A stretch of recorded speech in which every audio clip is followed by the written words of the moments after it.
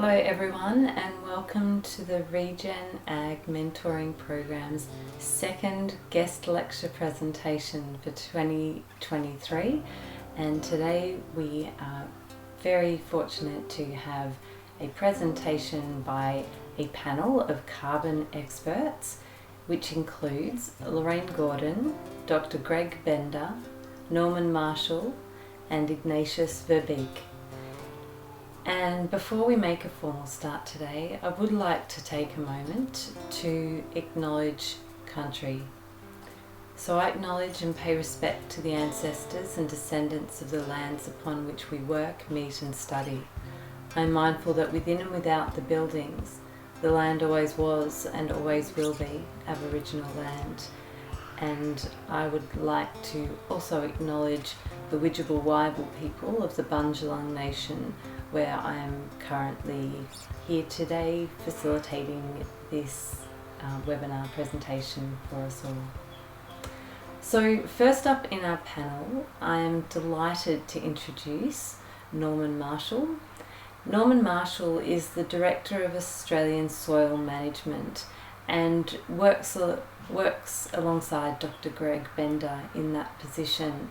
So as the founding member of Australian Soil Management, which is an innovative and dynamic organisation set up to assist land managers in building better quality soils through the scientific management of soil organic carbon, Norman Marshall is a results-focused senior executive and director with more than 30 years of national and international experience in developing and marketing specialised soil, carbon, health and safety and education related programs, demonstrating significant expertise in company and not-for-profit management, government relations, marketing, public relations and business development.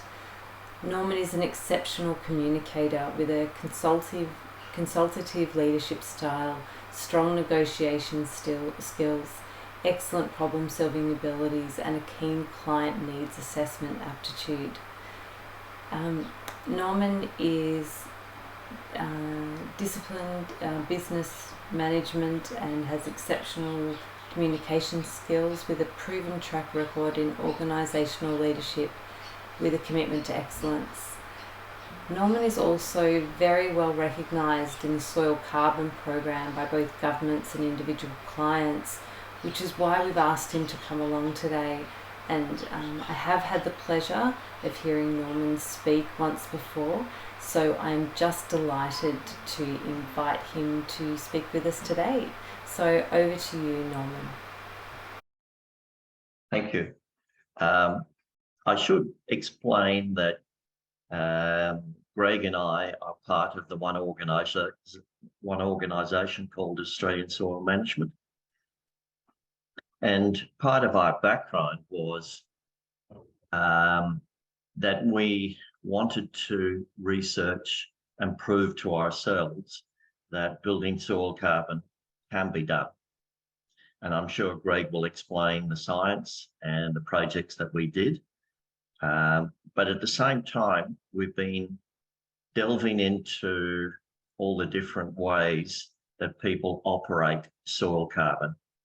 And it took us a while, as in 3 or 4 years, for us to work out what was the best way to put a business model together that works for the client as well as for us.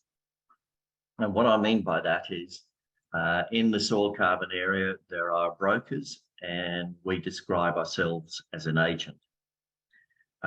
Brokers, and there's no right or wrong way in this. So brokers will sign people up for soil carbon or other carbon projects, and they own the project and the government gives them carbon credits. They then, with a contract with you, relay those on. We didn't particularly like that model, so we changed, and our model is each farmer or landowner owns the project. We register in their names, and we have the government dealing directly with the owners, being the farm owners or the land managers, and they get the credits direct. We have an arrangement where, yes, once they get it, we have a small percentage that comes to us as a success fee. So the brokers with their model will quite often take 30% of the credits. Our success fee is 5%. But at the same time, we have a fee for service for registration and baselining. The brokers will sometimes pay for that themselves. So there's two different models and two different approaches to this. And we take it down to each farm is different, and you need to understand your own farm and where it fits into what you're doing and planning to do as to whether you should do it or not. So a little bit of background on what a soil carbon project will look like. And the government, and Australia is the only country in the world where the federal government has in legislation a methodology for high soil carbon works. Every other country doesn't have one, and they use international programs which are, in our opinion, inferior to what is going on in Australia. And the program works for 25 to 30 years. You register your farm as a soil carbon project. Once registration is complete, you do a baseline, which is to work out what your average carbon levels are. And after that, every 5 years, you would test again, and 3 out of the 5 testing regimes in that 25 years would be audited. If you've increased your carbon, you will get issued with Australian carbon credit units. And the potential and the costs are totally different for every farm. So to say that these are the average costs, that's not actually true. And you need to work out what it is in terms of the revenue and what will happen. One of the issues that most people aren't aware of is taxation. When you get issued with the carbon credits, they are a taxable commodity, and we suggest that you talk to your accountant or tax advisor in terms of how you set up the program so that the taxation's taken into account. You can have the credits going into a company name, a family trust, even a superannuation account. And most people aren't aware of that taxation side, so that needs to be considered when you're setting up the program.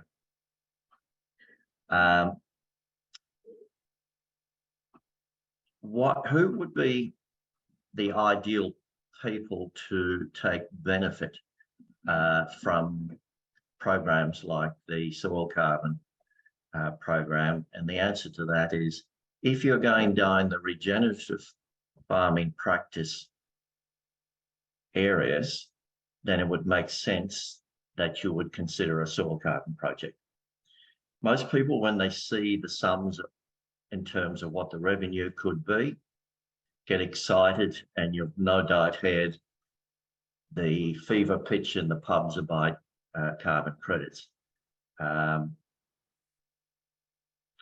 The answer to it is, if you've already decided to be a regenerative farmer, then yes, it's something you would think of.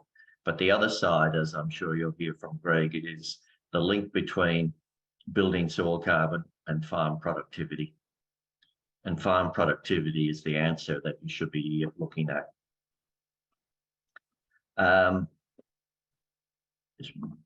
What is the next stage? Well, there's a lot of things coming into this where your farm is now going to have many opportunities to benefit. So you could be a soil carbon project, and you could have small pockets of new trees, which could become tree carbon projects. You could have solar panels in paddocks, which become extra carbon credits. And then you bring in the biodiversity. There's a new scheme which will include being given credits for biodiversity. They won't be soil carbon credits, there'll be a different scheme, but all of this means there's opportunities to rethink how you would design your farm and how you would run it. So there will be a lot more of that in terms of the future. The biggest myths about carbon farming, it's easy. If it was easy, we'd all be doing it. You wouldn't need people like us. And yeah, everyone would be happy with it. So I suspect from our point of view, one of the biggest myths is trying to work out who is telling the full picture in terms of different approaches. And I think what you've got to find is someone who's honest and telling you the full picture in terms of what everyone else is offering. It's a bit like answering the question about what makes this space more accessible. There's no answer to that other than carbon farming is like taxation. You could do it yourself. That's problematic. If you've got a good accountant, you accept their advice. And I think the same goes for soil carbon. Get yourself a good carbon advisor that fits with what you're doing and works with you individually. The future, well, it's come a long way in the last couple of years. So if you go back 2 or 3 years ago, the price for a carbon credit was about $18, $19. 12 months ago, it had gone to $60 a credit. We're now back at 40. What's the future? There's been a lot of reports putting the price where the price might be in 10 years' time. They're rather astronomical figures. We will be able to do international trading, I suspect, within 5 years. So that's another opportunity. Carbon credits are trading in Europe at over $100. How it will all work out, that's the detail of all those things. We don't know, but they're opportunities, not necessarily given. And it's a good time to look at it. So I might leave it there because I've been talking for quite a while and I'm sure people will have questions. So I'll pass it over to you. And thank you so much, Norman. That was very fascinating as expected. So Dr. Bender is one of Australia's most experienced and knowledgeable scientists in the field of soil biology and organic matter. He is passionate about smarter land management, meaning the integration of sophisticated natural systems with modern farming practices to build better soils, landscapes and businesses. And as Norman mentioned before, Dr. Greg Bender is from and of Australian Soil Management also. Over to you, Greg. Thank you so much. Thank you. Yeah, just a quick personal background. I come from farming family on both sides. Beef cattle, timber and dairy, mainly on the northern New South Wales.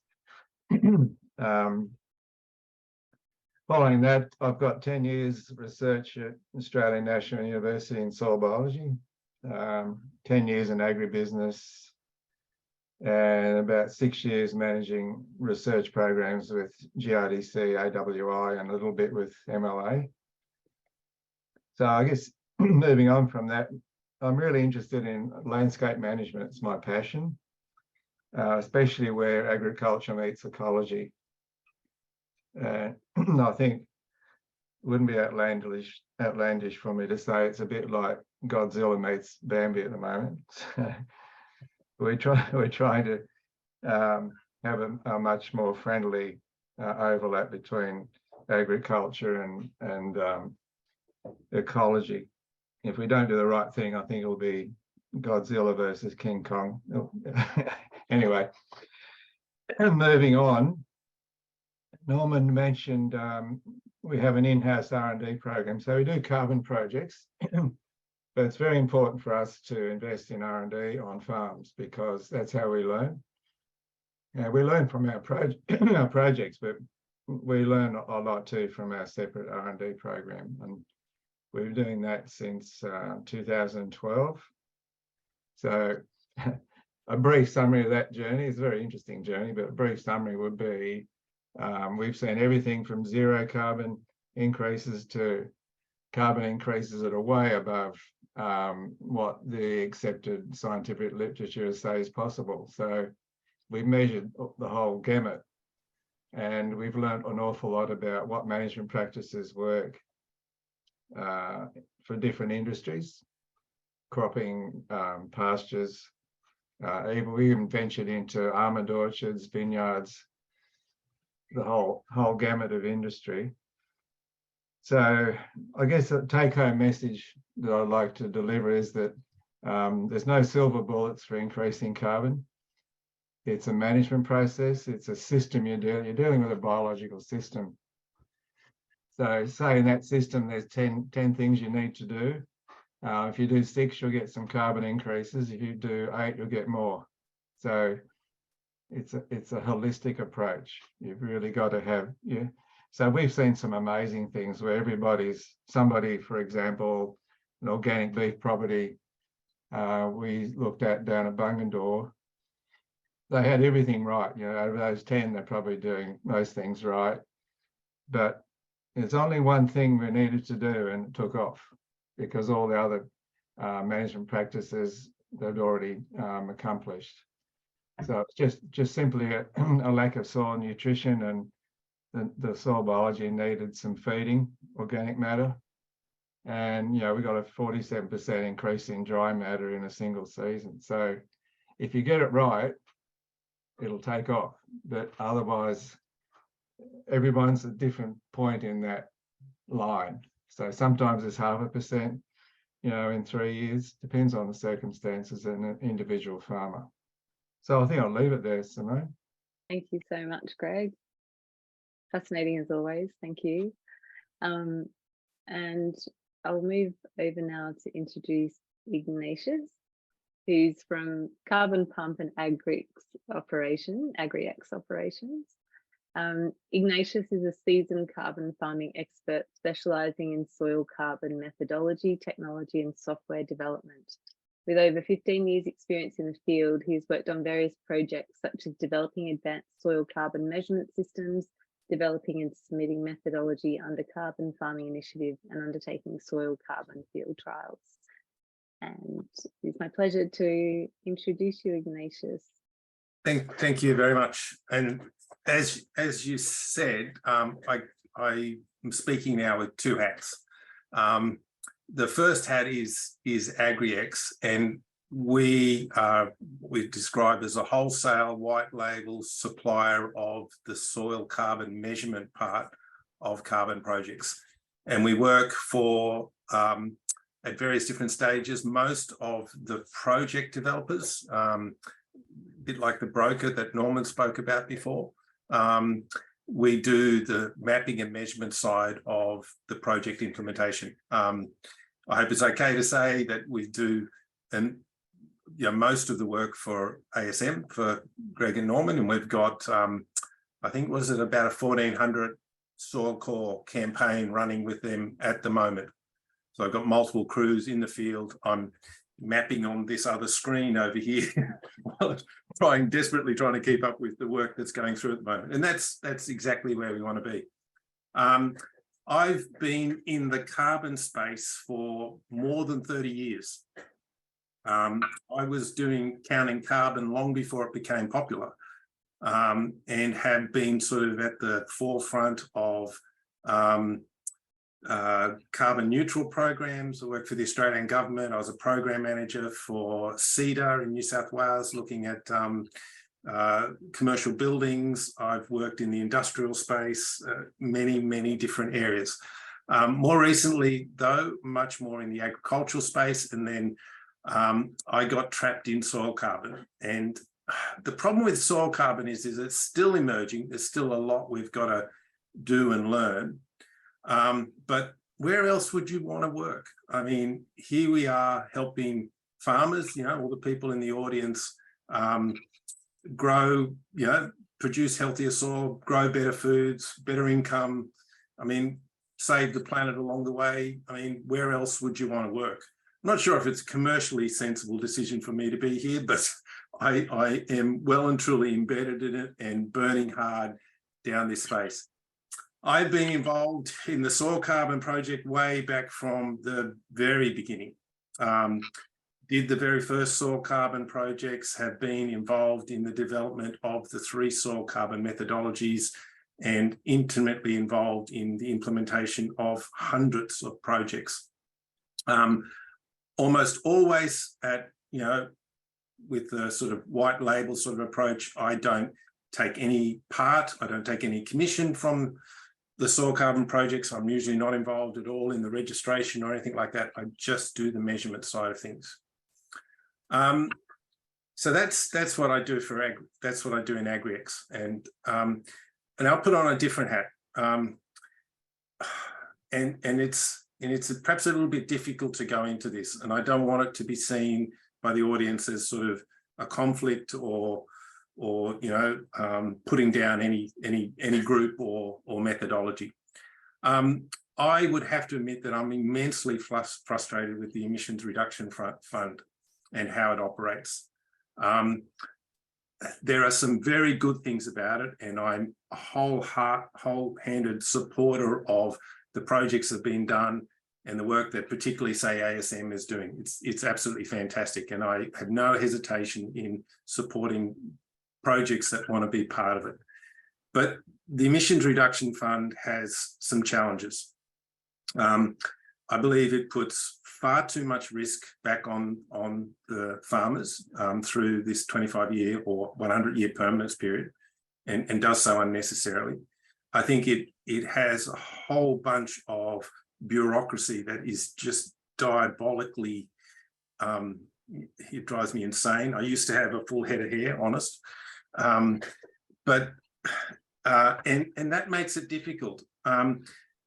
So what we're trying to do in Carbon Pump is connect all the great work that's happening on the ground by all of the audience here with the literally trillions of dollars of climate-directed funding that is out there. The whole world is grappling with this problem. There are corporations and governments that want to support the work that you're doing, and there are farmers that are bristling with innovation and new ideas to achieve that. And what we have at the moment is perhaps some awkward mechanisms for trying to do that. And with what we're doing in Carbon Pump, it's something that we're playing the cards very close to our chest. This is probably by far the biggest audience that we've ever sort of spoken about it publicly with. What we're trying to do is find a better way forward. How do we put dollars in the pockets of farmers to support climate action? And do that in the simplest, best way forward. And we believe we've got a whole series of innovations within Carbon Pump. And I hope that over the coming weeks and months, that's literally where we're at, we will be in a position to make that available to a broader range of people. And that includes all of the people that are working within Emissions Reduction Fund at the moment, if that's the pathway they want to get down. The Carbon Pump operates in the voluntary market, not in the compliance regulatory market, which is where the Emissions Reduction Fund, and that comes with its strengths and weaknesses. So I'm not suggesting that it is a perfect and replacement for Emissions Reduction Fund. There's horses for courses, and I think we'll find as time goes forward, what are the best options that are available to people.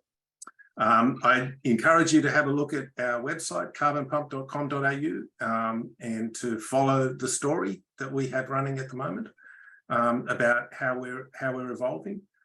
We are butting up hard against the challenges that exist in the voluntary carbon market. You would have heard in the media many questions about integrity and the benefits of one credit over another. And some of those things are misdirected, some of them are spot on. And it's very hard for not only perhaps yourselves, but also for, you know, global international corporations to wade through all of that and try to understand what's going on. There is a very big information asymmetry. There are certain actors within all of this that have, you know, detailed information about how things are going on, and they use that information to play, or not play so much, but to separate the two halves. You know, they may be trading the credits at a higher margin than what they're buying the credits from the producers from. You know, it's wholesale retail. And I'm not saying that that's wrong or, you know, improper, but I think there's a lot more scope to have a more direct relationship between the good work that is happening around Australia and around the globe in regenerative farming and many other forms of, call it progressive or improved farming, and the trillions of dollars that want to support that work. And if Carbon Pump can find a mechanism to accelerate that, well, then I hope that that's attractive to people and accepted. Hopefully Carbon Pump removes all of the risk, reduces the costs, and provides a more direct and equitable pathway for funding the good work that you're doing without all the rules and restrictions, unnecessary rules and restrictions that exist within other carbon markets. Now, we haven't succeeded yet. We haven't sold the credits. We've run a beta with about 32,000 hectares and 25 farmers that effectively invested and funded in the work that we're doing. They drove us to do this. We're having great success in terms of how we're packaging all this and building our systems. And very soon we'll find whether there is a market for those credits. And if there is, then, well, I hope that we're able to build on that success, not only here in Australia, but globally.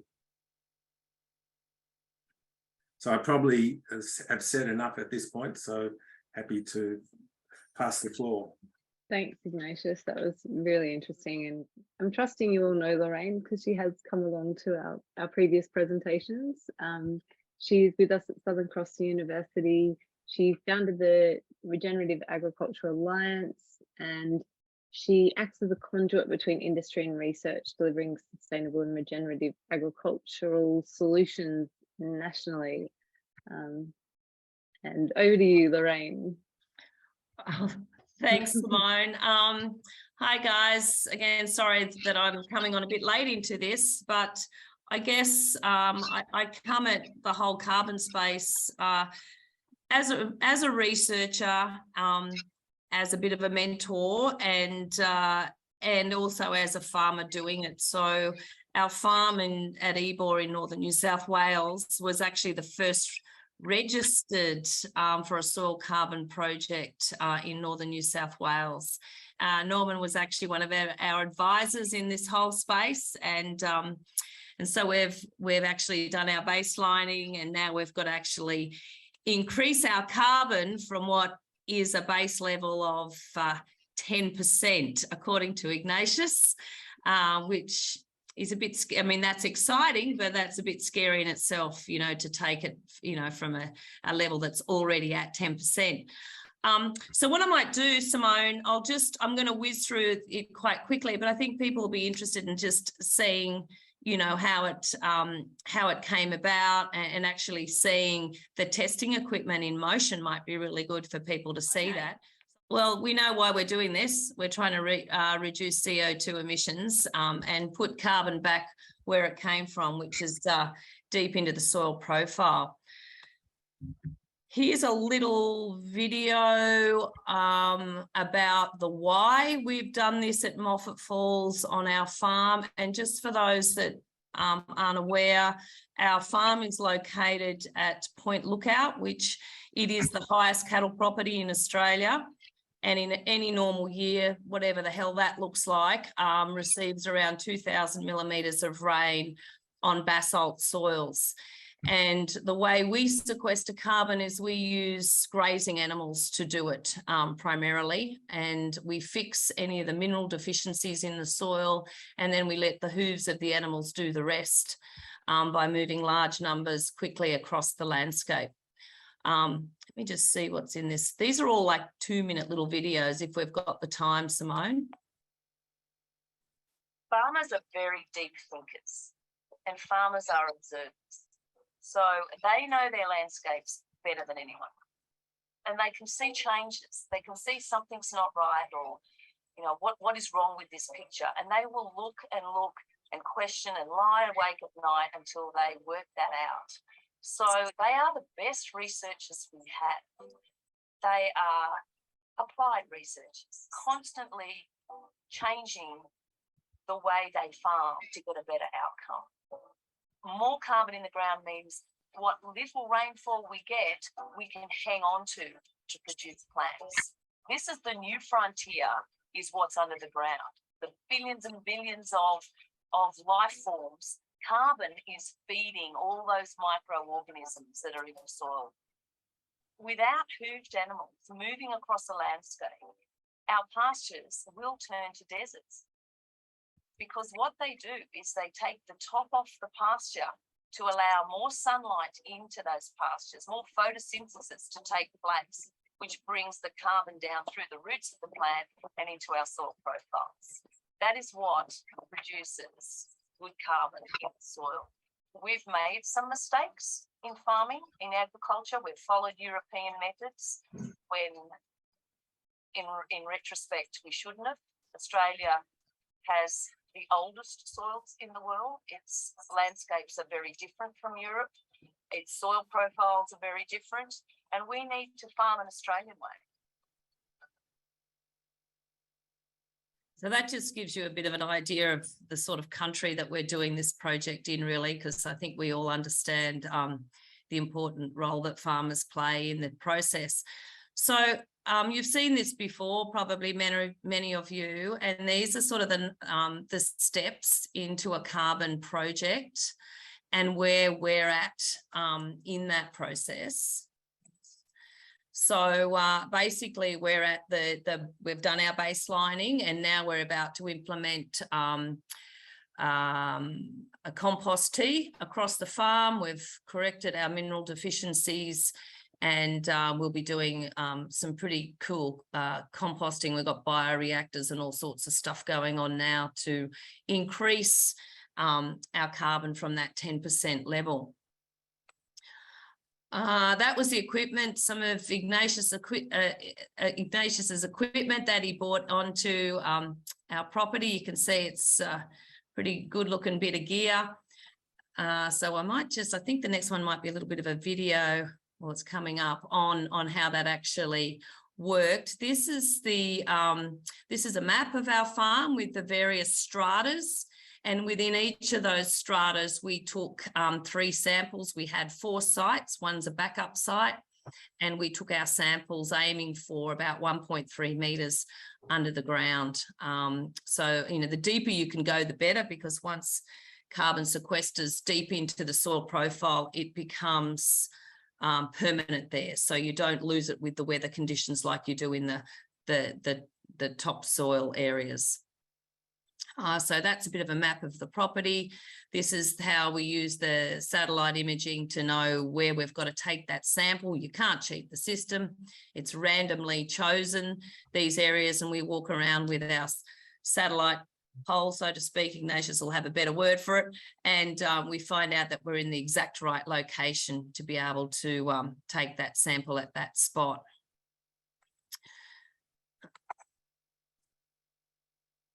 By the way, this is hitting rock, as you can hear, basalt rock.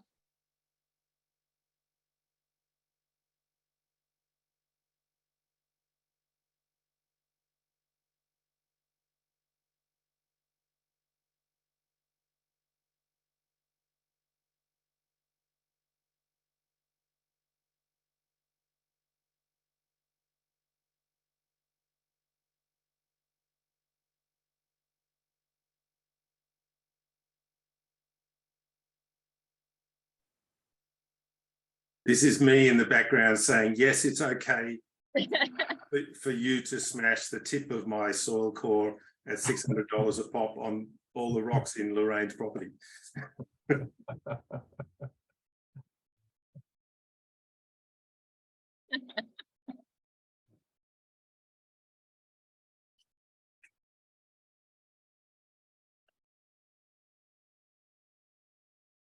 I must say that this video has done a terrible job of making us look really short and fat.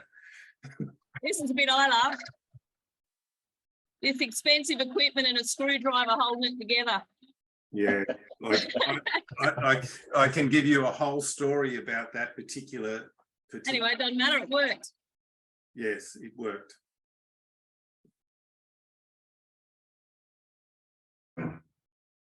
And Eamon had just arrived from an 11-hour road trip.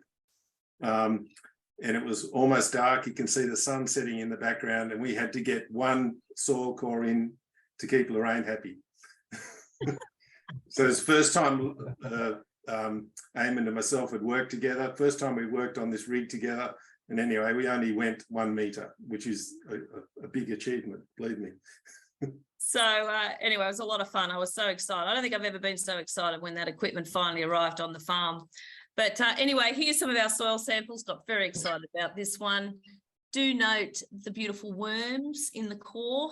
That was healthy worms at that. So that's pretty exciting sort of stuff. That's what you want to be seeing. It looks like chocolate, doesn't it? As you can see, yeah, we both look a bit excited in this picture.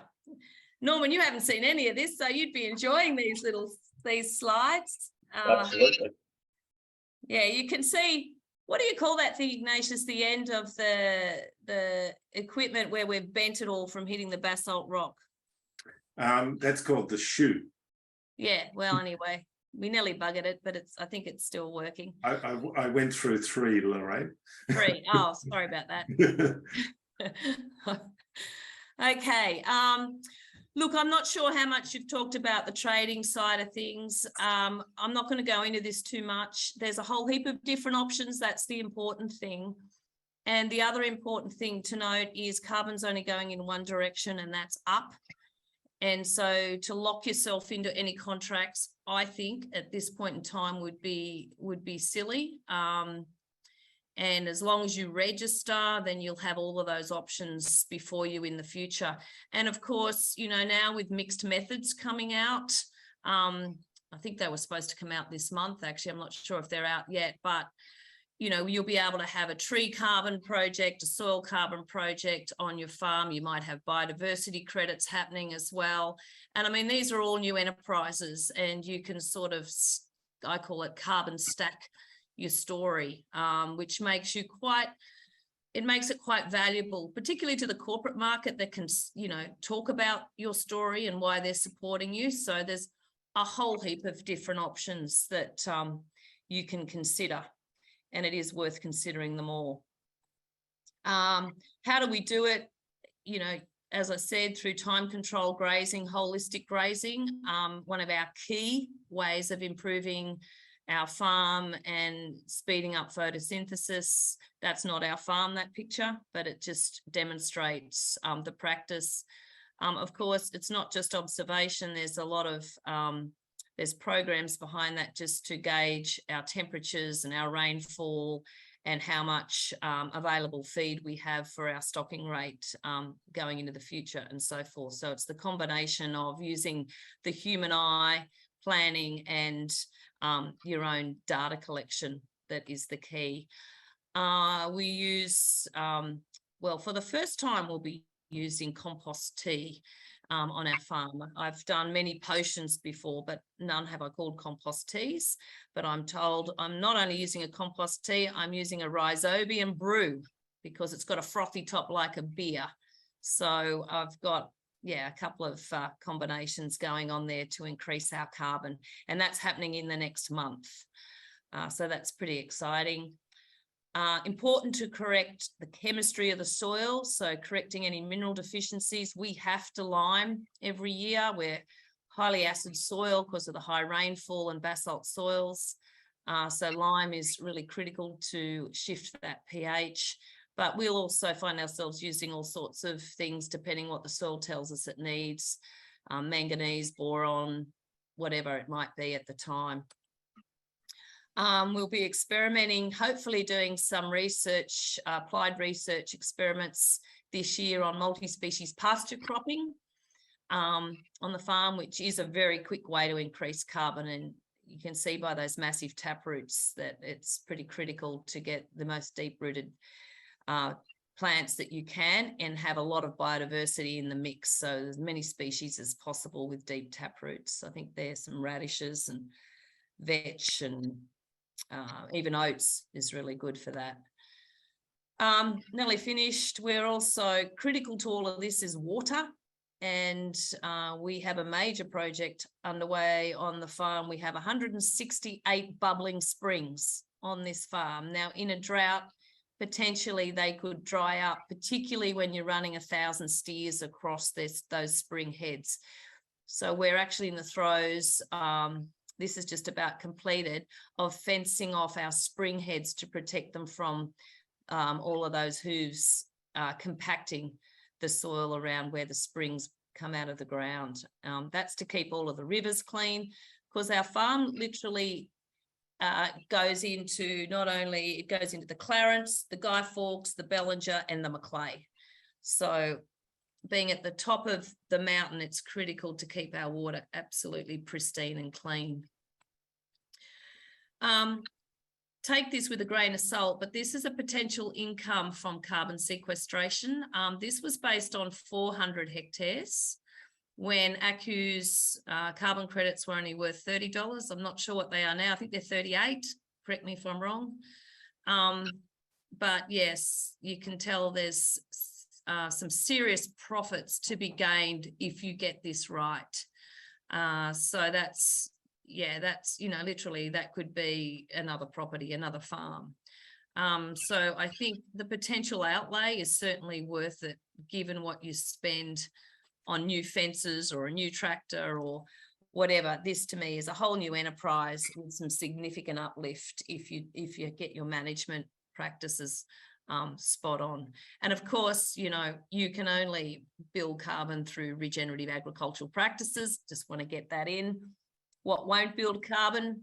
Paddocks of bare soil with lack of ground cover, monocrops, lack of biodiversity, spraying out paddocks prior to sowing, set stocking, overuse of synthetic chemicals, fertilizers and pesticides. I say overuse, not no use.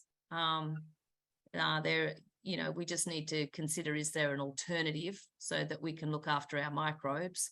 But sometimes there's not. So that's a fine line that we have to be able to walk. But yeah, it's not about no use. And of course, over tillage and disturbance of the soil. I'm no longer a cattle farmer. I'm a carbon farmer that happens to use cattle to sequester carbon. And that's it. I like that. Very fitting for today as well. What I might throw to is questions that we, Jess, go for it. Hello. My question doesn't allude to that specific area, but I was just more wondering if Norman, you could give some, elaborate more. You mentioned that there might be some more biodiversity methodologies that have been introduced. Can you elaborate on what they may or may not be? Sure. So currently, there's legislation with the New South Wales Government for biodiversity credits. And that scheme virtually is by developers, mining, with property development, could be an airport, all sorts of things. That developer has to purchase biodiversity credits to compensate for what they're going to wipe out. And anyone within 100 kilometres of that area is within the range where you might have biodiversity credits, and you might be prepared to sell those credits to that developer. But there's pros and cons with it, because if there's an area on your farm that's got biodiversity that's of great importance, say, for example, you've got an area that's got koalas, then you got a lot of money sitting in your pocket. But you've got to be prepared to sign over in perpetuity that you will protect that area, that environment, for the rest of ever. And then there may be certain restrictions on that area in terms of you might only be allowed to graze it for 3 or 4 weeks a year, certain times of the year. So it's anything in this whole scheme, you've got to be certain of the detail that you're getting into before you commit to it. So that's New South Wales. The federal government is bringing in a biodiversity credit scheme, which will be different. It won't be anything to do with property developers or things like that. And the detail of that we'll see in probably 6 months' time. I'm hearing that the two may be able to work together rather than being opposed to each other. So you might be able to dabble into both areas. But let's wait and see. But that's the opportunity in terms of the biodiversity and other parts to it. Can I comment on that as well? Both the New South Wales, the federal and actually international biodiversity mechanisms that are out there have been coming under a lot of scrutiny over the past period. There's a couple of really seminal sort of research studies that have been done on those. And they pretty much all conclude that the mechanisms that exist at the moment aren't that good. And, you know, we spoke about offsetting, and it sort of goes to soil carbon as well. But effectively what it says is that a koala is only worth something if you kill a koala somewhere else. And it kind of that juxtaposition of your offset, the work that, you know, the koala habitat that you maintain on a farm or any other type of habitat for that instance is only valuable if somebody else destroys it somewhere else. And I think that's at the crux of some of the problems with biodiversity at the moment. There is the federal government's work in this space is really interesting to watch because they're recognizing that, you know, there's a extinction crisis and that agriculture has this huge role to be able to play. You're already managing those landscapes and probably really, really well. And there must be some value in that at the moment. You know, I routinely map projects and 30, 50, you know, whatever % of that project is effectively natural bush, not really suitable for agriculture, but it has all sorts of other environmental benefits. And again, it's something that I think should be valued and is actually desired. And there are willing funders out there if the right mechanisms are put in place. That's what the future holds, is all. In the exciting space, and without wanting to try necessarily keep banging the drum, it's the carbon pump methodology will expand into biodiversity as well as soon as we can.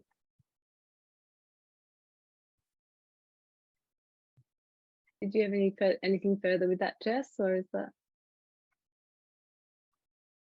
Thank you both. I guess I know the ERF has been happening for a while, but I guess with all the frustrations and the challenges and the bureaucracy that's wrapped up into it, is there any, because I'm asking because we're about to engage with our own carbon project with Australian Soil Management, is there any chance that this will all fall over and I'm 10, 15 years into my carbon project and then the government decide, oh, actually, we don't want to do this anymore? And then, and what does that mean? Under the EF and the way this has been going for the last 6-7 years is when you register under a particular methodology. So in your case, we'll register you under the 2021 soil carbon methodology. And that sets out all the requirements and how we operate under. So in 5 years' time, or so later this year, when they bring in what they call the whole of farm methodology, which will include soil carbon, and say in 5 years' time, they think, oh no, we're giving too many credits away for what you're doing, and they change and bring in a new methodology. They cannot force you to transfer to the new one. You are still registered under this one. You have the choice.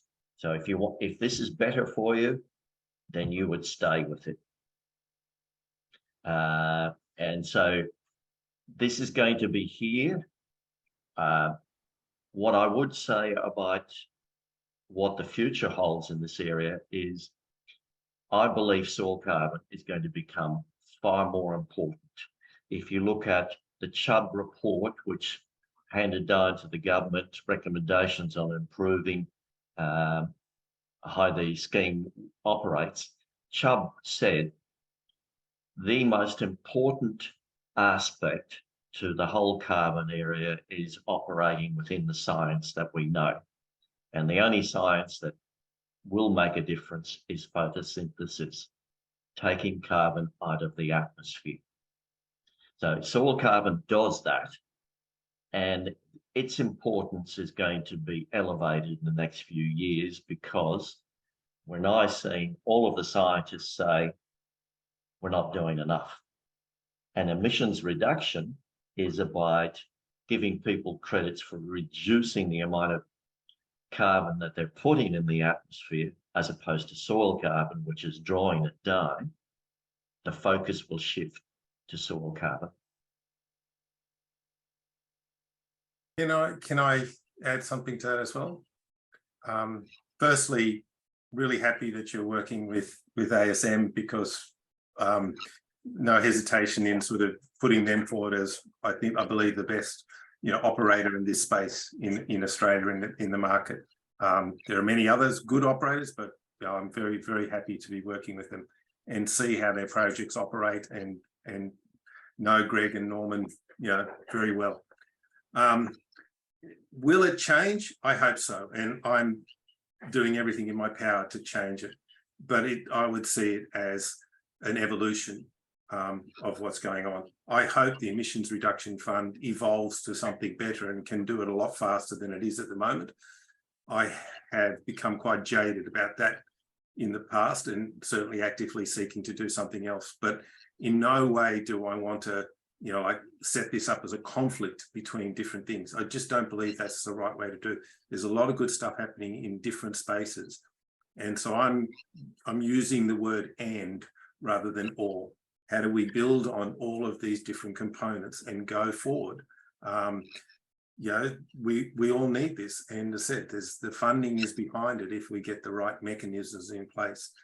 So if you're still in the same emissions reduction fund project in 25 years that you're about to sign up to, I think we've all failed.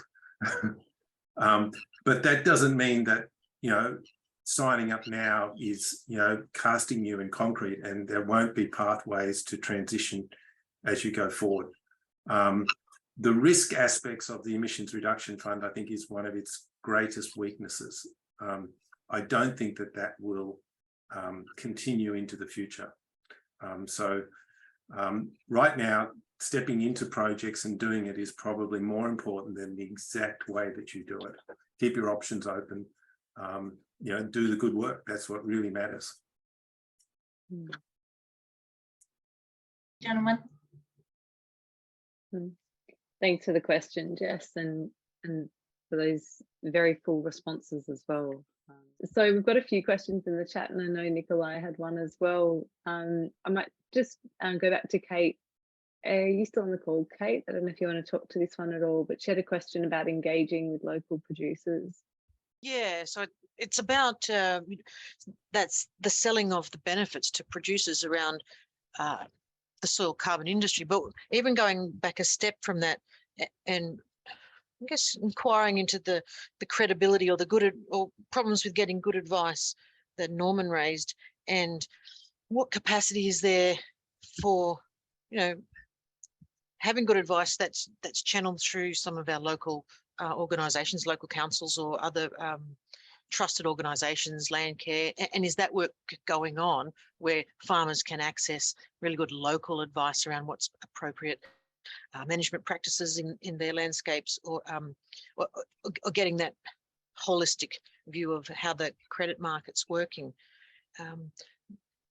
That was where my question had started, and then I was also thinking about, if we're working on other soil improvement, drought measures, flood mitigation work, which is something that's happening a lot up here, or we're looking at it, and one of the indicators is soil carbon, and that's not the primary reason for collecting that data, is not to trade carbon, but to improve landscape resilience. What's the possibility, or what pathways should we maybe take in the future that can move those projects into more of a soil carbon trading program, if that's where landholders wish to go? It's a long spiel, but I guess there's a few questions in there. Maybe I could start, because it is a huge area.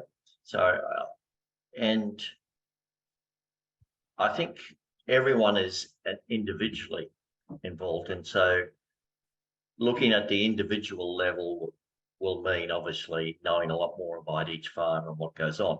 But at a broad level, yes, you can engage with local producers, traders, businesses, and there has been a couple of examples where a number of farmers in one region have nothing to do with the government programs. There's an agreement with a number of producers where the traders, the businesses will pay the farmers a certain price for their increase in soil carbon because of the local issues, and it benefits everyone. So that's an example. In the future, I think this whole space will open up to many, many new and exciting ways that people will work together on it.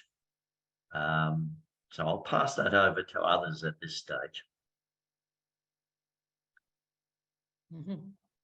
I am really passionate about supporting existing local networks. I don't have an agricultural background. I grew up in the country, sure, but it was a country town.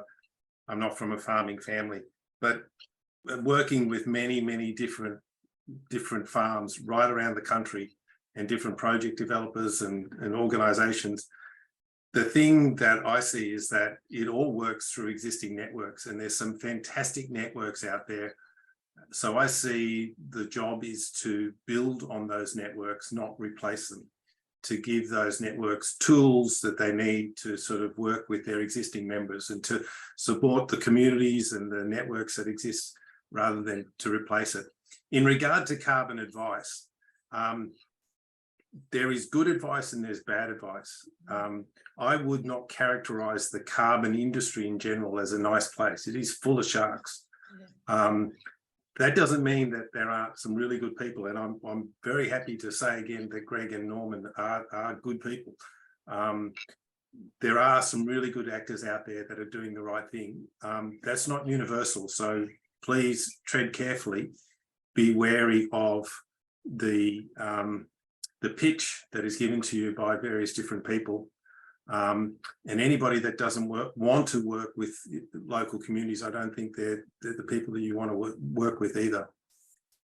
I might just follow off on the back of that too, Simone, if I may. I think, a lot of farmers think, well, and I don't want to sort of downplay the role of aggregators because they do have a role to play.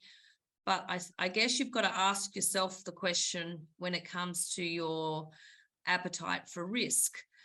And in my case, and I can only talk about, the way that our family thought about this, I don't really want to share 30% of my profits of what I don't know what those profits might be out the other end. I don't even want to share 25, to be honest. And And I wanted to learn by the experience and sort of go our own way with a bunch of, I guess, a team of consultants that know what they're doing.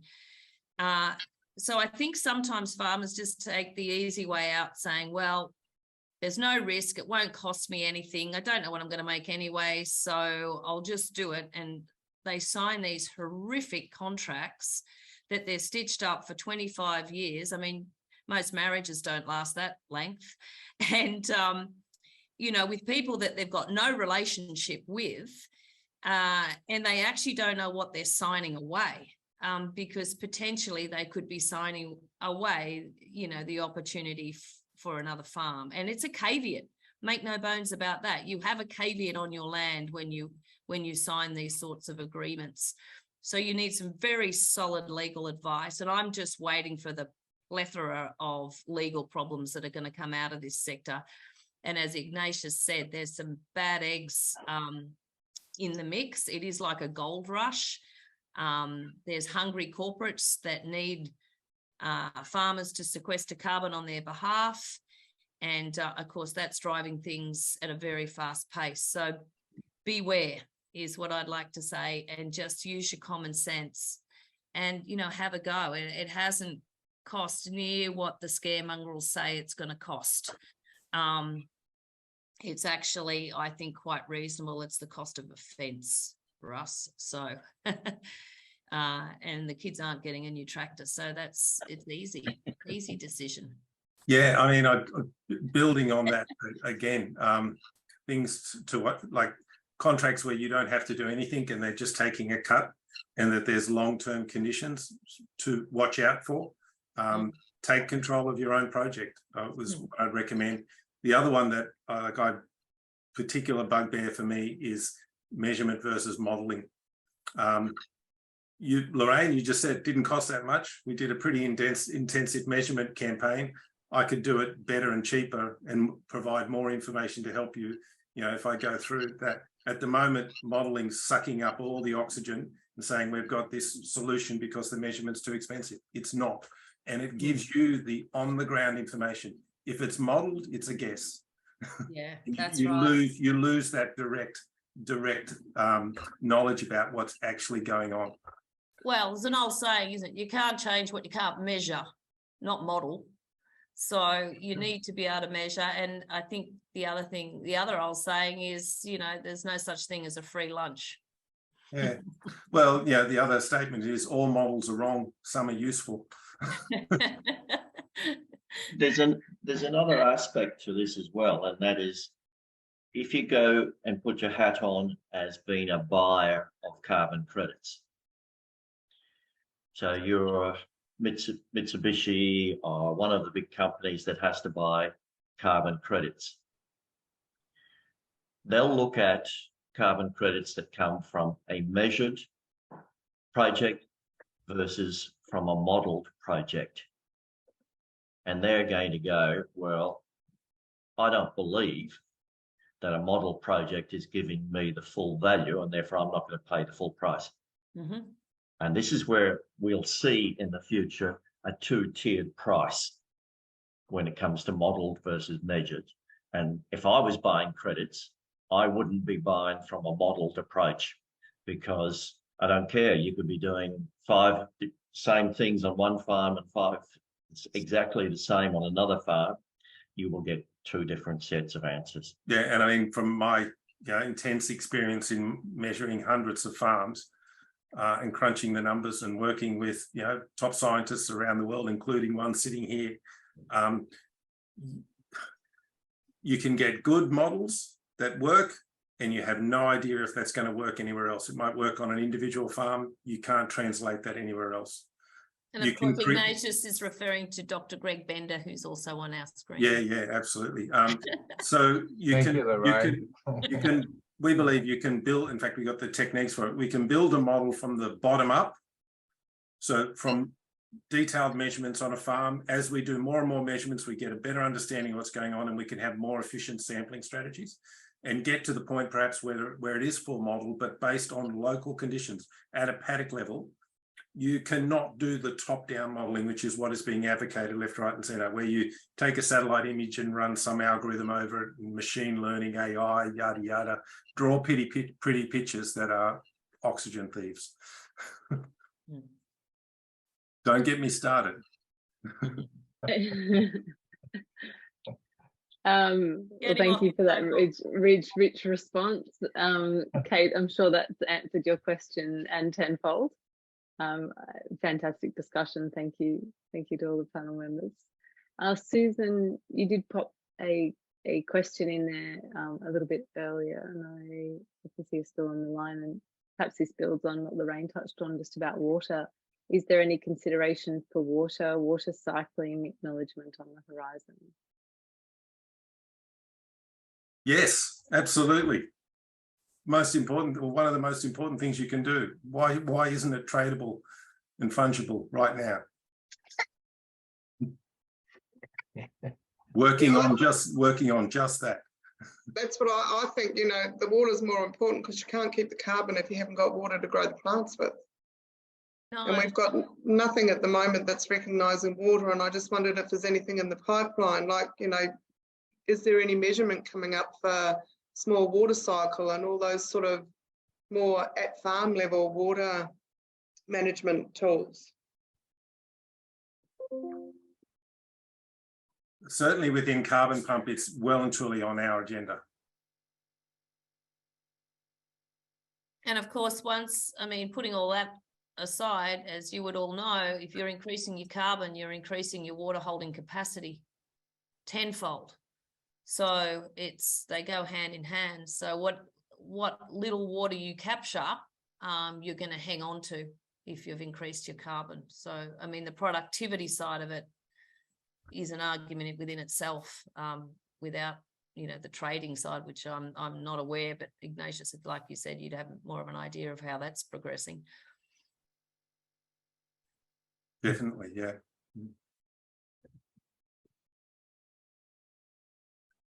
There are globally some water-based trading operations in the US. It's more about clean water runoff and issues like that. I think there's a huge sleeper that isn't being addressed yet, which has to do with alkalinity. But that's a whole new area to do with inorganic carbon. Which is, again, something that isn't traded, although something that is included within Carbon Pump's approach. Sorry, I'm mapping at the same time. I shouldn't do that. I'm just like, I'm so many projects on. Thanks, Ignatius. Greg, did you want to add anything to that? Oh, no, fantastic responses. I mean, great discussion. Yeah, okay. Andrew, I know Norman popped a response in the chat. Did you want to add anything further to your question about minimum property size? Hi, Simone. No, Hey, that was Andrew. pretty much, yeah, thanks for all the great info. That was pretty much what I was getting at. I guess working with, as the AgriX Extension Officer of Byron Council, there's been the challenge, smaller hot land holdings, and trying to find people that will work with those smaller groups. I think we only have 200 lots over 40 hectares, and very few more than 100 hectares. So, yeah, that's really what it covered. So, yeah, thanks. And it's all been great. Thank you. Yeah. Perhaps I could add one part to Andrew's question. Yeah, it is possible to do 20 hectares and 40 hectares, but it brings in a new layer of project design. And what it would mean is if you've got 10 or 20 people with small holdings, you could do it as an aggregation. But the difficulty comes where you basically are setting it up where you need a shareholders agreement, where each farmer has to sign quite a legal document, which basically has to be created for every aggregation, where everyone understands they're sharing costs but they're not sharing the credits because, well, you could share the credits if you want to average it out, but not every farmer is going to be producing the same amount of credits as everyone else. So it brings in a layer of complication to the whole program, but there is a way. Yeah, I understand. Cool. Thanks. Can Thanks, I add Andrew. that there's sort of a degree of fixed cost associated with running a project, whether you're 1 hectare or 1 million hectares. So obviously the dollars per hectare, if you're 1 hectare, are a lot higher, but the total cost is also a lot less. What I find is that there's very different motivations for different types of farms. If you're rangelands, carbon has one particular story in terms of how you do it, and your income per hectare may be quite significant. If you're horticulture and you're very intensive, the income of carbon per hectare would be very different, and the way that you use the carbon project would be very different as well. So it's not necessarily one size fits all, and it's not the same economics for all parties. A lot of smaller places that I've worked with are really in it for the good, not the money. And the amount of money they have to invest to be involved in a carbon project isn't necessarily, insurmountable.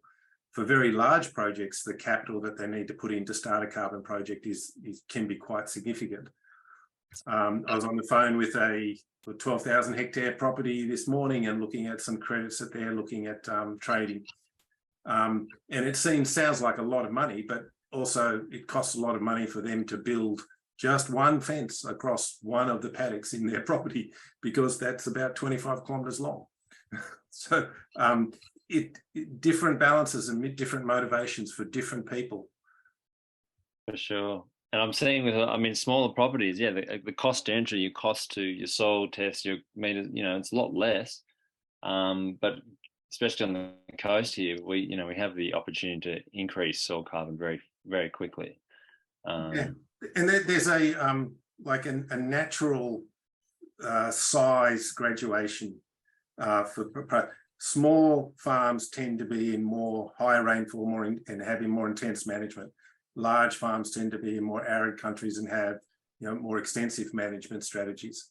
And then the motivation. So it's sort of what you lose on one side, you gain on the other, depending on what sort of type of projects that you're working. But I've done projects as small as 9 hectares on orchards. I've done projects that run into the tens of thousands. They all work, but in a slightly different way. Yeah.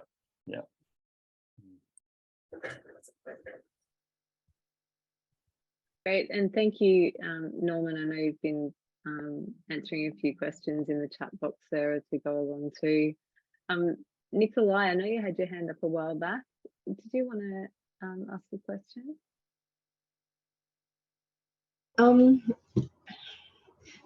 We might have moved on a little bit from when I had a question. So I was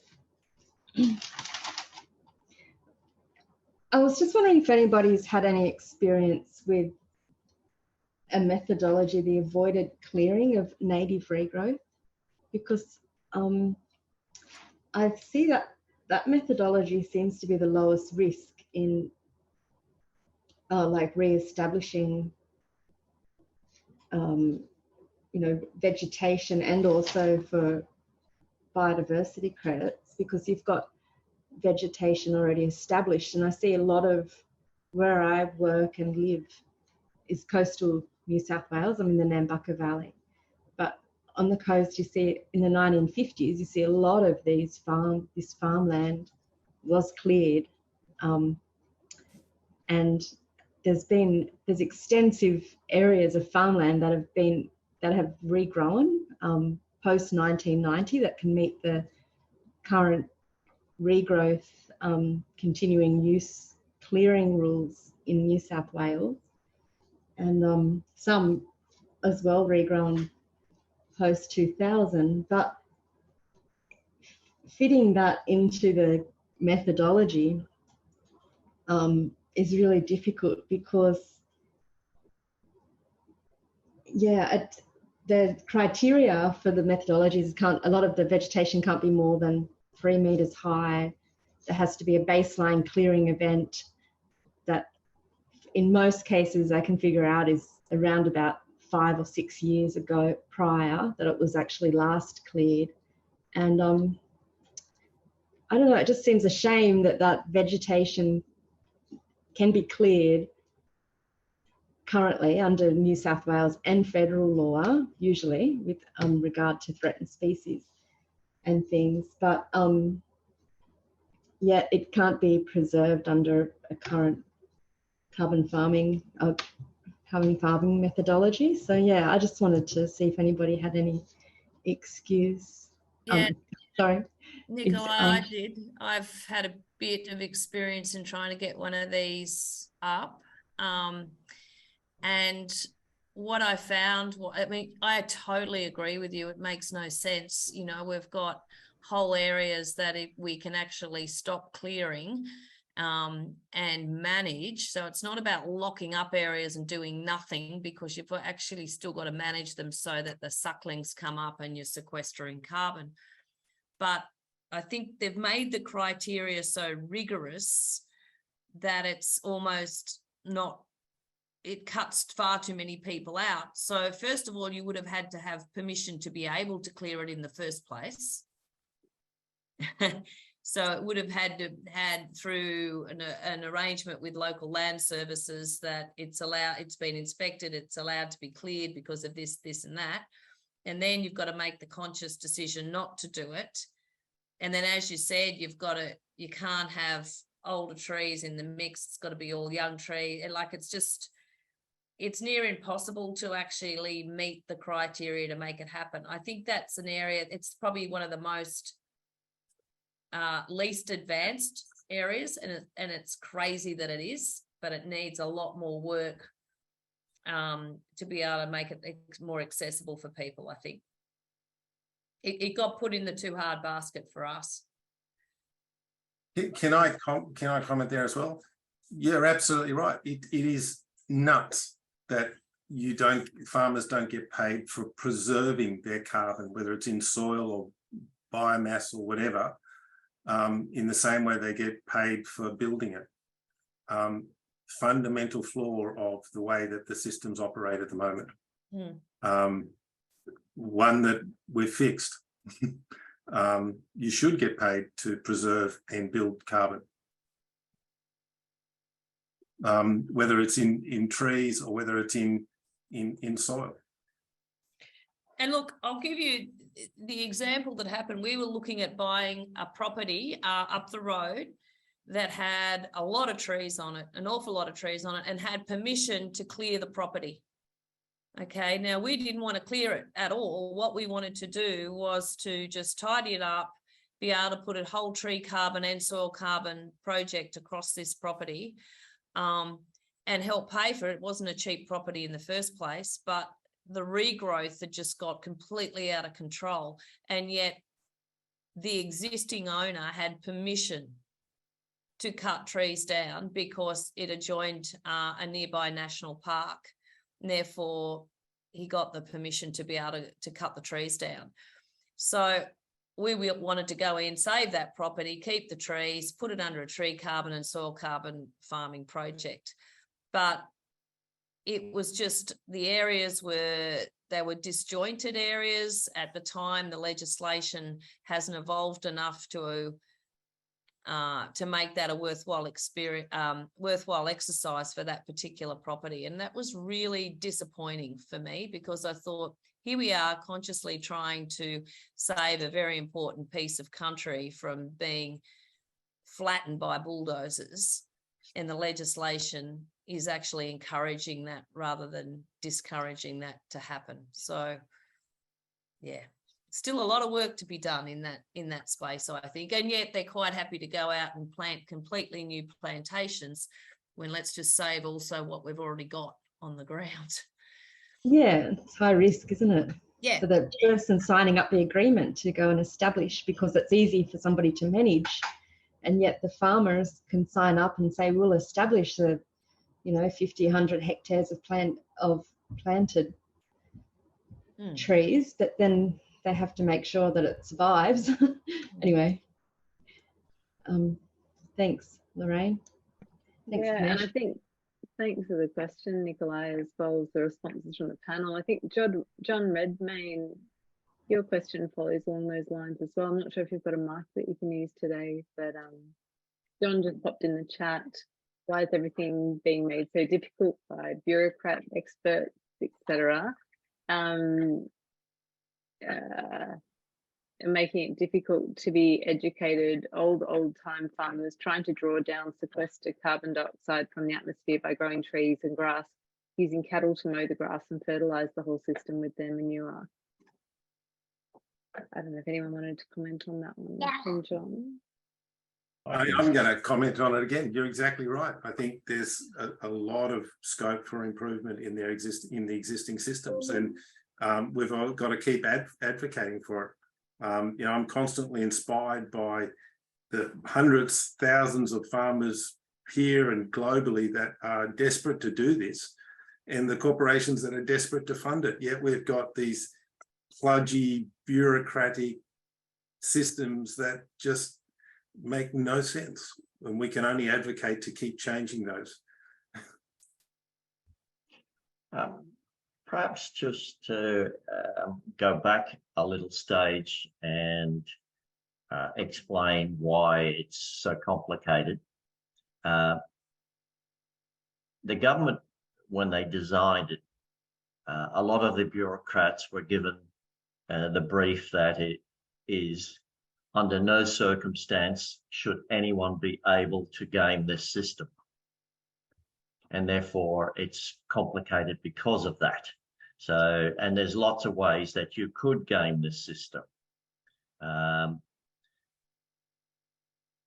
I don't want to go into what they are, but because people might think, oh, well, we could do that and it's easy to get carbon credits. Well, one, there's audit processes and you might end up getting caught and therefore you lose everything.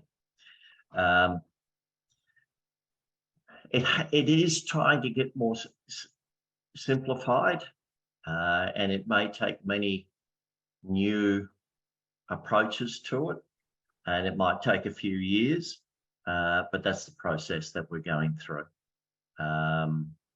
Unfortunately, that's the way it is.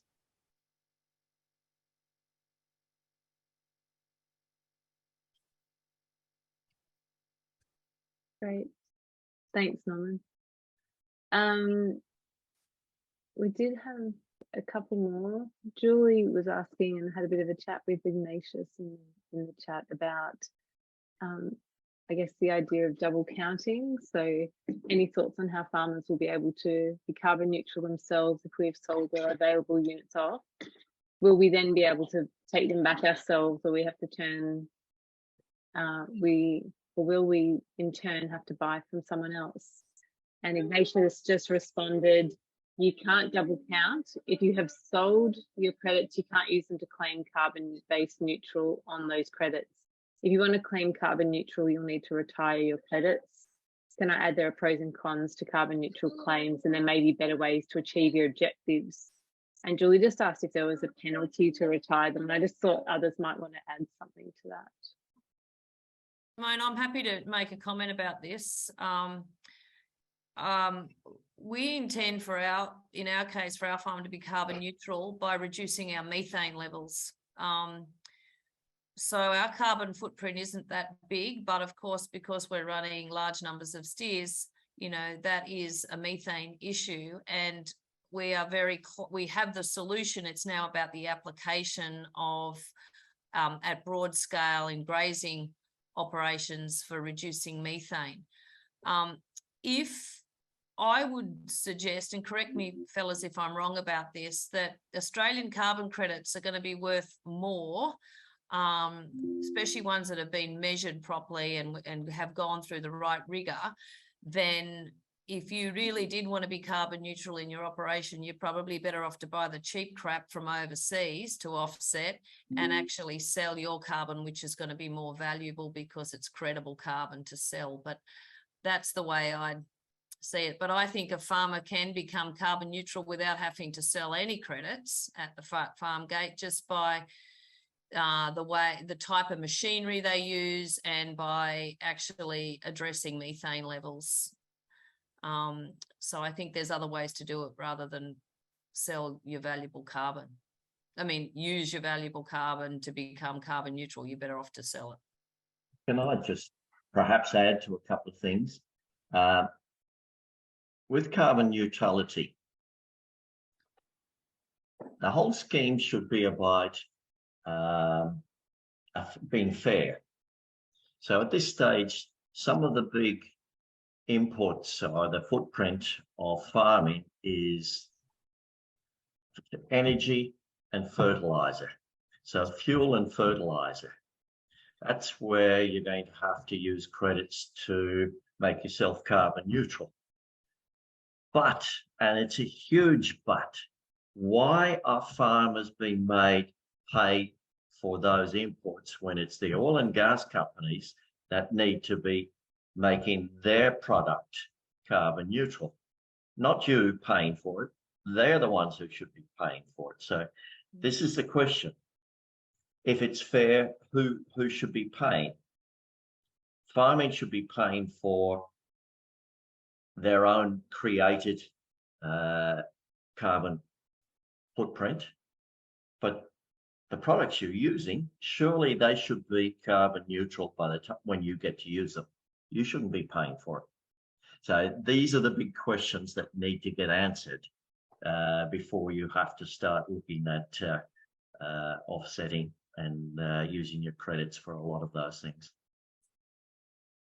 Can I comment on this as well? So, Lorraine, we're gonna butt horns. And I've lost my Zoom screen, so I can't see how upset you are with me. So I agree with the first part of what you said, that farms can be carbon neutral. You've got so much power in your hands that you can drive your carbon emissions down to nothing, and you can be sequestering it, and that's hugely valuable. The statement that you made that you should sell your credits and buy junk to make a carbon neutral claim is like, never say that in public ever again. Because I know where you live. I will come and talk to you, right? And I'll make your ears bleed describing it. I've seen other people do that. I've had very senior people in the agricultural industry go apoplectic about that sort of statement. Making a carbon neutral claim, a public declaration about what you're going to do about carbon, is fundamental. It's under intense scrutiny at the moment internationally. Not so much through changes in the carbon market, but changes in sustainability reporting. An international financial regulatory system standard, I should say, IFRS, which is implemented by ASIC here and is fully implemented, is on the warpath to remove greenwashing. Making a carbon neutral claim on junk credits is greenwashing. Of course it is. Yeah.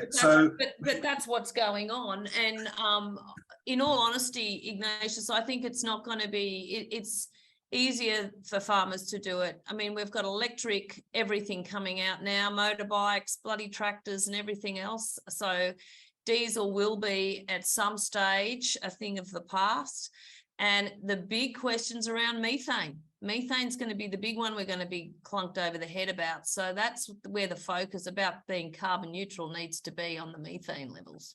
True, but methane is also used as a scapegoat. I think that the methane emissions from livestock is conveniently overstated. It's certainly, conveniently overstated, because what that does is provides a nice smokescreen for the oil and gas industry, which produces heaps of methane. Because as soon as they come under scrutiny, they say, "Oh, you can't touch the poor farmer." There are very good theories that that point out that the actual methane impact from livestock in functional grasslands is negative. Of course it is. And you know what? This gets back to the same thing we said before. You can't change what you can't measure. So the go is to have a flux tower on your farm as soon as you can possibly afford it, that will actually demonstrate that there's more methane coming out of feedlots than there is off grass-fed cattle on mixed pastures. Absolutely. So and a flux tower will soon prove that there's not you know, the methane levels are quite insignificant compared to other sectors. You can benefit from the methane, and there is a methodology purely on beef cattle and methane. So if you reduce your methane, you can actually get some credits as a result. Yeah, you can, Norman, but you require very large numbers of cattle to be able to access that. That's a massive aggregation to do it. But that's the possibility. It's not like aggregating 100 soil carbon projects into one. No.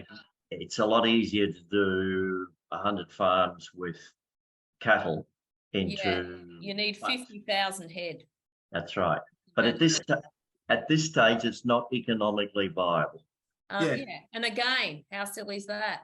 Yeah, the economics of the carbon accounting around methane and in that methodology, I think the technical term is it sucks.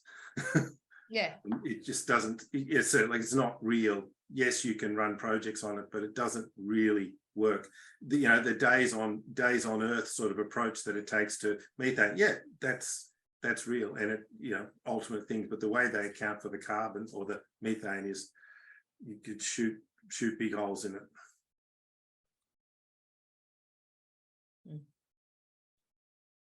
Did we get off topic? I think that was great. I think Julie's point just planted a seed to expand on as you've both done. Julie, did you have anything further?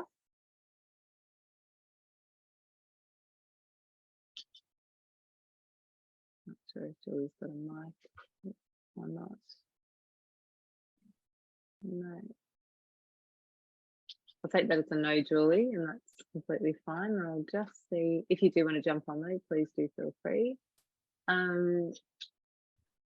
We did have a couple of others, but I think they've had to go. And the last one I think was, I'm not sure if you're still on the call, Simon. Did you want to talk at all to your message there in the chat? You can clear, flatten, wait 7 years, then plant new trees under a carbon project. The source, the climate friendly conversation in Queens. It's going back a bit to what we were talking to before, Simon, but if you did want to add anything to that, great to have you here.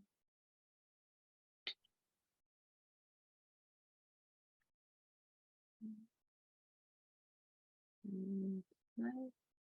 He's gone to have lunch. Yeah. That's a complicated one. Because there's many aspects to it. It depends what type of trees and whether they were plantation trees or whether they were just natural. Different rules will apply. Okay. Yeah, and I guess it's interesting to hear. I know those climate friendly conversations have been kind of springing up as a bit of a grassroots approach, so to speak, to be looking at climate change issues and how we're approaching it. And interesting, I guess, where to hear where things like those kind of campaigns, meet with what's actually happening in farming with carbon and carbon farming, obviously. So yeah, I don't know a whole lot about the climate friendly conversations, but yeah, interesting to kind of keep a tab on that, I guess, and those different messages that are getting spread. I think if you take it back right to the beginning, that there are so many opportunities under the carbon area that people sometimes get lost in the big picture. And the big picture is about increasing farm productivity.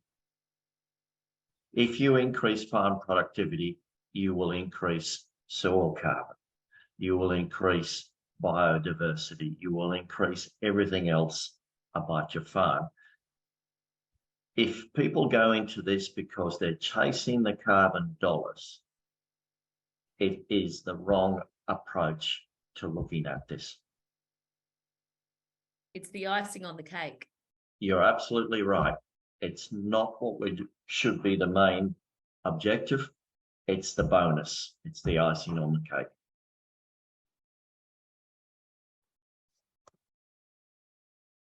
They might be our final parting words, Norman. I will just put out a final call. If there are any more questions, if you'd like to raise your hand, turn on your microphone, or pop something in the chat, please feel free. And,